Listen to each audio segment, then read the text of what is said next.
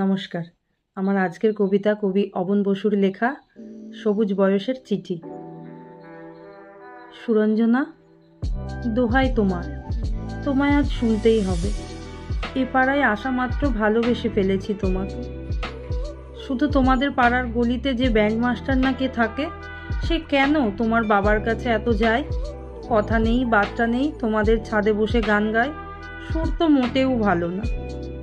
তাহলে কি? বিশ্বাস করো, এইসব সাত পাঁচ ভেবে স্বপ্নের কথা বলি। আবল তাবল বকি, ভয় হয় মা কোন দিন জেগে উঠে সব শুনে নেবে। ওহো, তুমি কাল ফুল ফুল যে শাড়িটা পরেছিলে, তোমায় যা লাগছিল না কি বলবো। আর রাগ না করলে বলি, ব্লাউজের লাল রং মিলে ঠিক যেন প্যান্ডেলের ঠাকুরের মতো।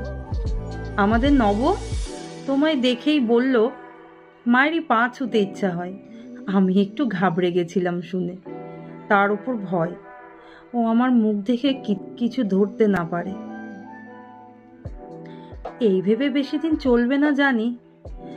তার উপর তোমাদের স্কুলেও যা কড়াকড়ি করে।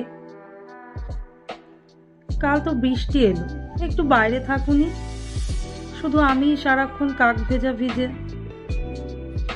ওই যে তোমাদের গেটে ফুচকা বিক্রি করে বাবুলাল, আমার এক বোনকে দিয়ে তাকে খোসামত করে, তাও কোনো রাস্তা নেই দেখে হাত পা ধরে নিজে এই চিঠিটা দিতে গেছিল।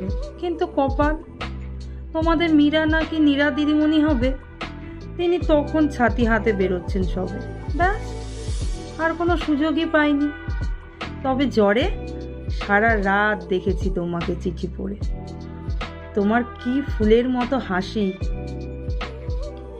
তোমার ওই ফুল ছাপা শাড়ি থেকে তুলে রাশি রাশি দোপাটি ফুল হাত ভরে দিয়েছ আমাকে।